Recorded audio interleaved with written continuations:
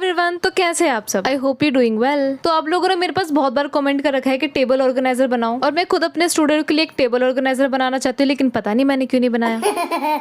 खैर, अगर आपने कहा तो फिर तो मैं जरूर बनाऊंगी। वैसे आपको अभी भी दिख रहा होगा कि मेरी टेबल पे एक भी ऑर्गेनाइजर नहीं है, तो फिर मैं एक एक करके सभी कार्डबोर्ड से अपने टेबल के लिए ऑर्गेनाइजर बनाऊंगी। वैसे तो मेरी सारी चीजें खुद ही बिखर जाती है, लेकिन मुझे बिखरी हुई चीजें बिल्कुल ही पसंद नहीं। तो फिर हम इन सारी चीजों को साइड रखकर मेन बात करते हैं। तो आज मैं सबसे पहले 3 कॉलम होल्डर बनाऊंगी, क्योंकि सारे ऑर्गेनाइजर बनाने एक वीडियो में तो पॉसिबल नहीं है। तो मैंने यहाँ पे सबसे पहले एक रेक्टेंगुलर बॉक्स लिया। इस बॉक्स के दोनों साइड मैंने स्लाइंटली कट लिया है, और पेंसिल से जो हमने मार्क लगाया था उसको कटर की हेल्प से कट कर लेना है। वैसे अगर आप चाहे तो यहाँ पर सीजर भी यूज कर सकते हैं, लेकिन मैंने यहाँ पर कटर यूज किया क्योंकि कटर से ज्यादा फिनिशिंग आती है। ये देखो, मैं कुछ करूँ और गड़बड़ ना हो, ऐसा तो हो ही नहीं सकता। अब पता नहीं मुझसे कैसे खुल गया, मुझे भी नहीं पता। फिर मैंने इसको स्टेपल करने की कोशिश की, लेकिन कार्डबोर्ड इतना ज्यादा मोटा है कि इसमें स्टेपलर हुआ ही नहीं। तो फिर मैंने उसको B7000 से चिपकाया, तब जाके वो चिपका। और अब बारी इसको और ब्यूटीफाई करने की, मैंने यहाँ पर पेंट यूज नहीं किया, और पेंट की जगह मैंने यहाँ पर गिफ्ट रैपिंग शीट ली है। गिफ्ट रैपिंग शीट क्यों? वो इसलिए क्योंकि गिफ्ट रैपिंग शीट का GSM परफेक्ट होता है किसी भी चीज को कवर करने के लिए। आप जितना बड़ा होल्डर बना रहे हैं उसके हिसाब से आपको मेजर करना बहुत जरूरी है, क्योंकि कई बार मेजर ना करने की वजह से हमारी शीट आधी अधूरी चिपकती है। तो अब मैंने लगाया फेविकोल और उसको शीट से अच्छे से चिपका दिया। अगर आप भी मेरी तरह गिफ्ट रैपिंग शीट लगा रहे हैं तो बहुत ज्यादा फेविकोल मत लगाना, नहीं तो आपकी शीट पूरी फट जाएगी। वैसे आप इसके बजाय चार्ट पेपर यूज कर सकते हो। ध्यान से सभी, ध्यान से। इतनी छोटी सीजर यूज करते हुए भी ध्यान रखो, हर सीजर यूज करते हुए ध्यान रखना चाहिए। बस हो गई ज्ञान की पाठशाला।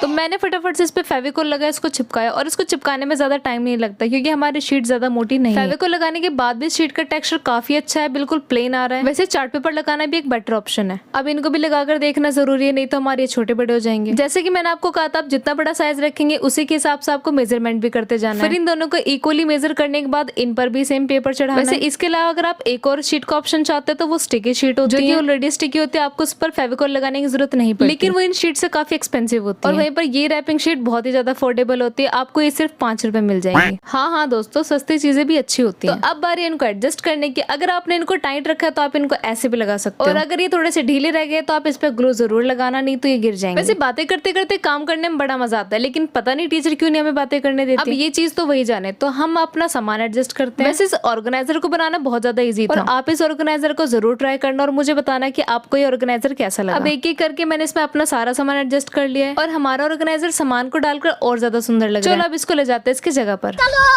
तो हमारा ऑर्गेनाइजर तो बनकर रेडी है और अपनी जगह पर भी चला गया। आपको ये कैसा लगा प्लीज मुझे कमेंट करके बताना, और मैं अगला क्या बनाऊं ये भी बता देना साथ में। तो फिर मिलते हैं इसी वीडियो के नेक्स्ट पार्ट में। Okay bye.